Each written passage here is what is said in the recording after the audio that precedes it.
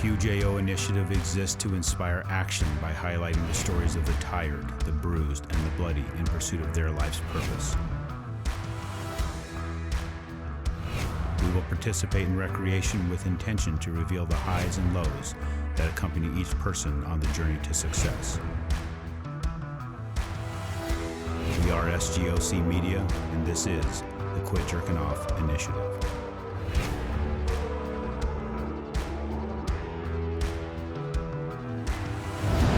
So, Mr. Gary Pinkerton, always a pleasure.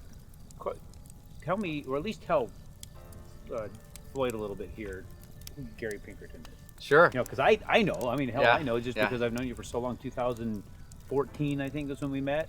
Yeah. Or 15, I know like the that. surface. But Yeah, sure. get deep. So I grew up on a dairy farm in Illinois. Lots of hard work ethic. Share a lot with both of you guys because I know a bit about your past too, Floyd. And it was the 1980s, high interest rates. We had 18% interest rates on our dairy farm. Wow. And all I remember is my dad working from 3 a.m. until sundown every day, 24/7, every day of the year. And it was just to keep up. And every few months, this banker would show up, and he would help us out a little bit with a teaser interest rate, and then things would go bad again. And so when I was 16, we lost the farm.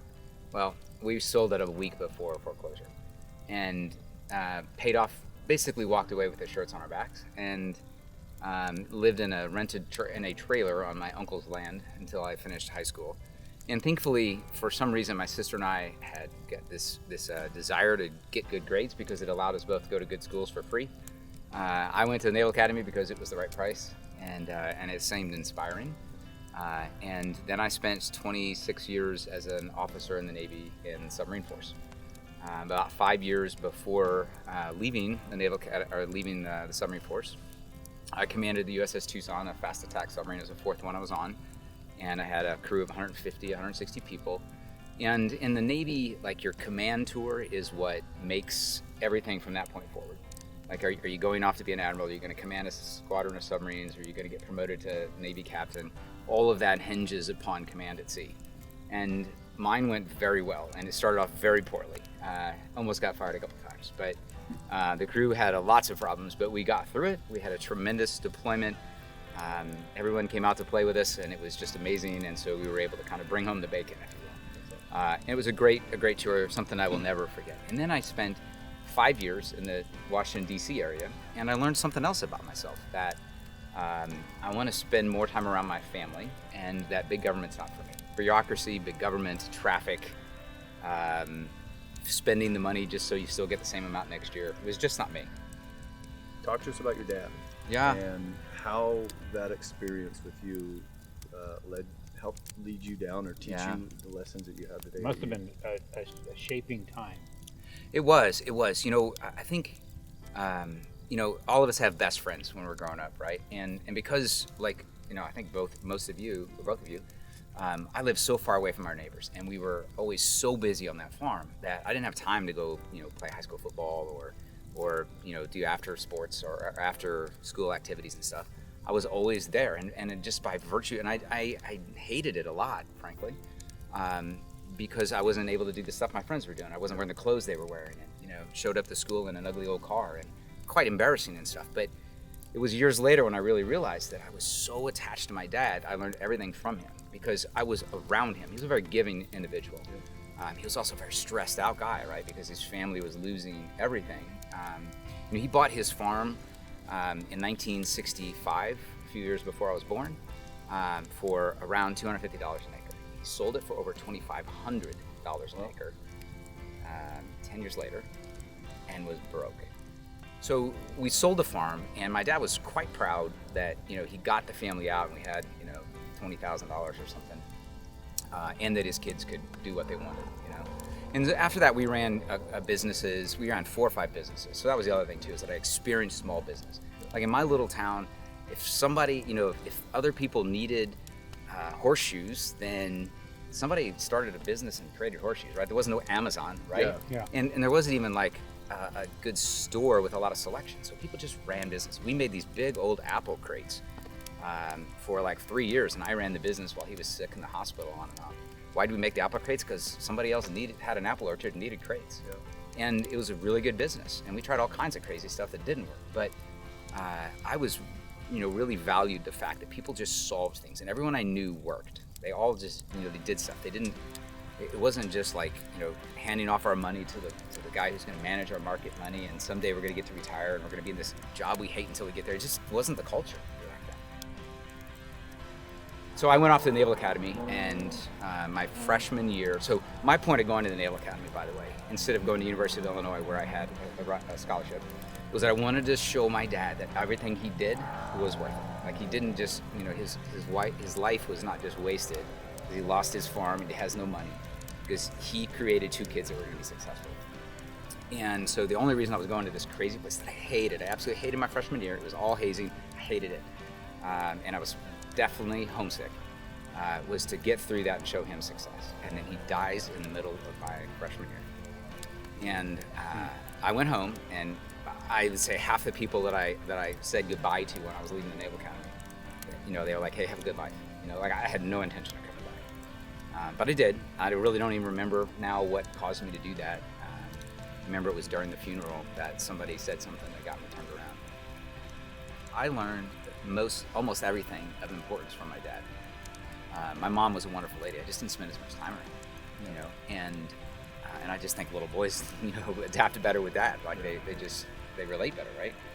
I have a wonderful wife who always tells me to slow down and come have dinner with us, because, this fire is burning pretty hot. But as I get more busy, more successful, higher goals, you always work on yourself, right? And then you get better at reaching even bigger goals. Like, are you uncomfortable yet? No, make it bigger, right? Yeah. So you're always just going further and further. And that causes time to speed up and speed up and speed up. People talk about getting older, time goes faster. And that's probably true, but the busier you get, the bigger goals you get, time just flies. And so being present gets harder and harder and harder all the time. But I see it most with my kids.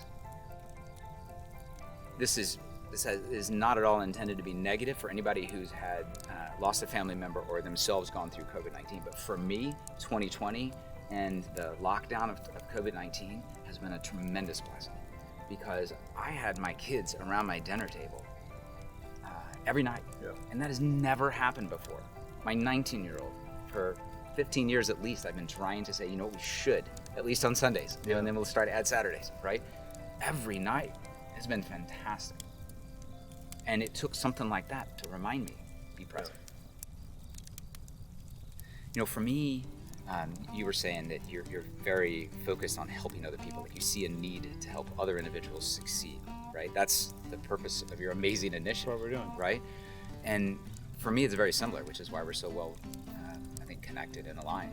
And for me, I believe deeply that everyone is a genius at something. I always say everyone has their unique genius. So I've seen people do things that blew me away that they think is just normal. And it's because it's their unique genius. It could be because they've done it 10,000 times and it's simple. Field dressing a weapon, field dressing a deer, it's something that you just don't, you think everyone should know how to do that. And but some of it is uniqueness. Some of it is just that you are given a talent. So to me, the biggest travesty out there right now is that we live in a country where people can go do whatever they want, and they can go add tremendous value to this world by sharing their unique genius, and they don't know how to do it, and they've never set up their financial life to do it, and we don't teach them how to do it. Yeah, I would agree with that. So my passion is teach them how to do it. Have people, if they're in a situation where their boss says you have to do this, and it's contrary to what they want to do in life, they can say, no, I'm sorry. I've taken care of myself. I don't actually have to do that. I'm gonna go do this. And so I want to help people set up their personal lives so that they can run their own businesses and they can run their own families, and we can help hold on to this America that we started. That's what patriotism is to me, and that's what I'm solely focused on now. What is it you're seeking with that, with your business for other people? What is that? Yeah, so I use whole life insurance, high cash value. It's called overfunded life insurance, infinite banking, you'll hear. And it is a tax-free savings vehicle, a way in which you can grow money in a tax-free environment and put this life insurance protection. So unique genius. Well, the other thing I say is that everyone has their own number one asset. So I'm gonna have to come back to life insurance because this has to get added into it. Why are we our own number one asset, right? So we can buy incredible investments. We can buy great business or start great businesses. We can find the perfect stock, but none of that stuff is permanent, right? So you can have $1 billion. All you need to find is a crook that's smart enough to get $1 billion from you, and you're back to zero, right? Security comes from within. And so as long as every day when we can get up, put on our pants, go out and add value to the world and get paid for it, our family is safe, no matter how much money we have. I tell people the number one asset's right here, protect it, right? Protect your family from the loss of the number one priceless asset. It's called life insurance. But the other part of it is it's a savings vehicle. It's a place in which you really can store emergency money at 5% or more, but it's enough that people don't mind doing it, right? I've noticed that people don't have any savings. It's in the market because I don't want to save money at 0%, right? So I've found personally, I keep a lot of cash around. And a mentor of mine in this industry says that if you have, when you're in a position of cash, opportunities seek you out. And that has proven so true for me and most of my clients. They have a couple $100,000 sitting around or $40,000 sitting around, and everyone's knocking on the door saying, do you want to invest in this? Do you want to invest in that, right? It doesn't happen when you're trying to figure out, when the only thing you're thinking about is, how do I pay these 2 bills, right? And so for me, that's huge. And so that kind of comes in, like protect the number one asset and grow money so that you can leverage it to start a business or buy rental properties or use it to fly around the world and teach your kids things that they won't learn as well otherwise. That's the thing I appreciate, what you have to overcome to be able to let the world know that this exists. Yeah. And I appreciate the fact that you did overcome that, you worked to overcome that, and you worked to help people understand that there's an opportunity out there. And then that's really just the foundation, right? So that is my day job. That's the kind of the real business that I run. But then stacked on top of that is, how do you make money while you sleep so that you can focus on, you can free up your time, right? The most important thing in our lives is time. So if we got money and we still don't have time, then we're still kind of stuck, right? So how do you get the time?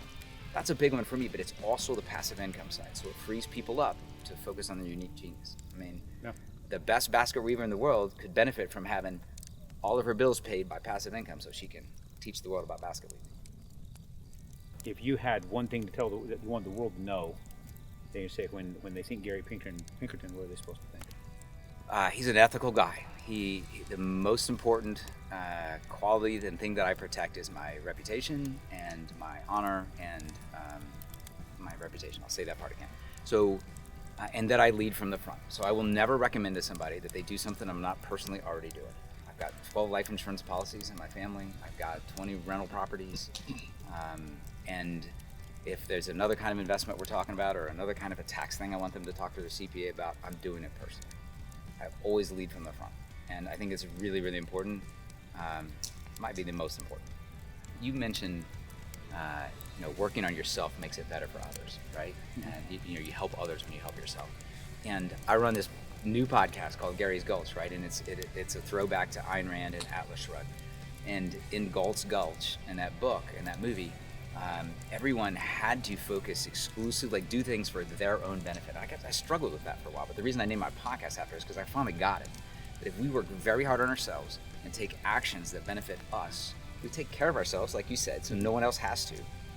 But it also causes you to live an inspired life and add value to others with that unique genius and actually help others, right? You're focusing on yourself purely, not at the expense of others, but to get better, results in you providing a much better world for everybody else.